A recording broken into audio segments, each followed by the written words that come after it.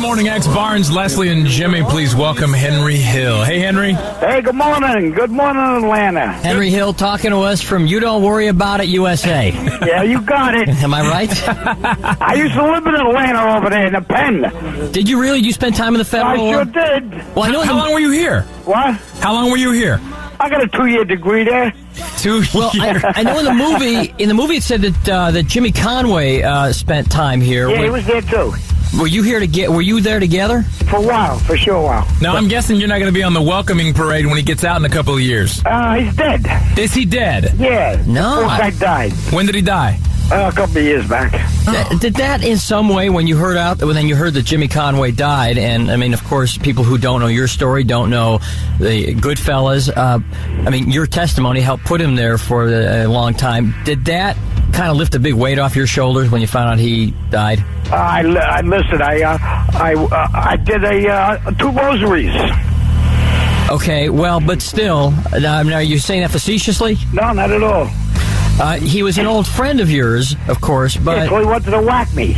Until he wanted to whack you. Well, I think everybody probably wanted to whack you after your testimony, though. Well, listen, they wanted to whack me before the testimony. They whacked 11 of my partners. I was the only one left. Everybody was gone, yeah. Yeah.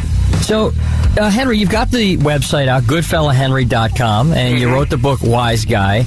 Now, was the reason that you were allowed to profit from Wise Guy because you weren't actually convicted of anything, right? Exactly. I was never even arrested for most of the stuff I talked about in the book. Was it because of your immunity that you got to write the book? Well, yeah, that has something to do with it, a lot to do with it. And I got a new book coming out, a cookbook. A cookbook? Cooking on a Run. Let me guess, a couple pasta dishes in there? That's all it is, cooking on a run. Cooking on the run. Now, I can't be a made man because although my mom's from that side, Carlucci is her maiden name. Dad, no, the Barnes thing will not cut it. Jimmy, you can't be made either. No, but I can't be a made man, but I can do the books. You can do the books. You're an associate. I can be an associate. Listen, I got a connection with Bubba Gambino down there. Bubba Gambino. We're talking to Henry Hill, who, if you don't know, the book Wise Guy is about his life, and of course the movie Goodfellas was made about the book. Did you spend some time with Ray Liotta at all? Sure did. And Bobby, Ray. So did he palled around with you to kind of get your mannerisms and stuff like that down? Because in the movie, he couldn't be more different than you. I mean, talking to you right here. Yeah. Well, you want to know something? Actually, Scorsese didn't want me to talk to him and hang out with him too much until after he directed it, because he had never directed him before. So he wanted, he knew, Pesci and De Niro, you know what I mean? So he let me coach De Niro. But he wanted me to stay away from Ray because he had his way that he wanted to direct him. How close to life are the rest of the characters in that movie? 99%. Really? So Tommy was really that much of a maniac? Tommy was worse than that. They toned them down because otherwise they would have got an X rating. Well, what was the worst thing that you ever witnessed? Oh, please. Well, I mean, seriously, anything that you've talked about in the book, what is something that maybe wasn't in the movie that was just unspeakable? There was a lot of unspeakable stuff that went on. I mean, Tommy used to like to torture them. Tommy was into torture. How? With pliers, electronic devices, anything that could prolong a debt. Were these people who, in general, sick. They were sick puppies? Those people. Were they people who, in general, they were people who were in the life, who were in mob life, and who knew that was a risk, or would he go after people who were innocent as well? Tommy drew no line. His ego was so big, and brutality was the only thing that this kid knew. You know what I mean? He was a real sicko. Do you ever, even to this day, and most of these people are dead, I mean, Jimmy Conway is dead, and Paulie is dead, and Tommy is dead.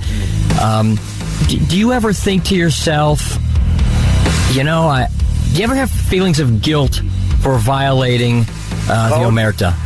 I went through it.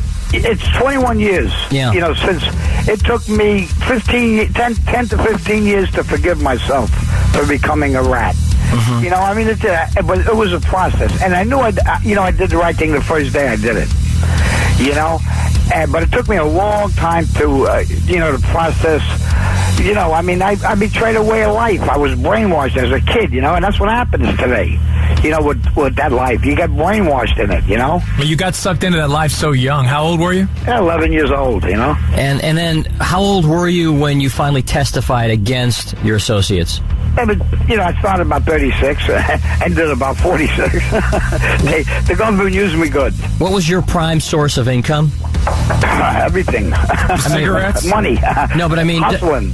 Doesn't each guy kind of have an area where, you know, one guy's gambling, one guy maybe cigarettes? Well, I mean, you know, I was a bookmaker. We was hijackers. We were, you know, big arm robbers. Yeah, we did it all. You know, we didn't, you know, we hustled 24/7.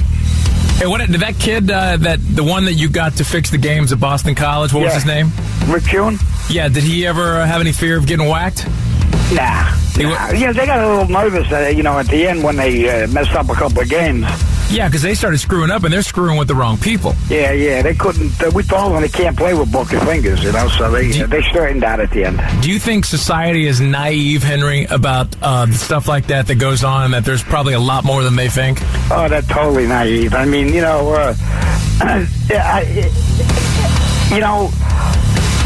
The mafia, I mean, you know, organized crime controls so much in this country. I mean, from every garment that you guys wear in Atlanta, you're paying a 35-cent tax on it, you know, for the trucking. The labor, you know, concrete. I could go down the line, gambling, the strip joints. Well, the prisons. You talk about how the prisons were like a country in club. The prison alone. To this day, because you always hear that the Italian mafia is not as prevalent or as strong as it once was, that it's kind of died out a little bit. Is that an accurate portrayal? Listen, they got a blueprint. They own labor. They own transportation. They own, you know, gambling. And they let the Russians get a little piece, and they let the Mexicans get a little piece, and they own the dope business. But they control it all, and they always will. And for every guy they give 100 years, there's 10 guys standing in the wings looking to take his spot.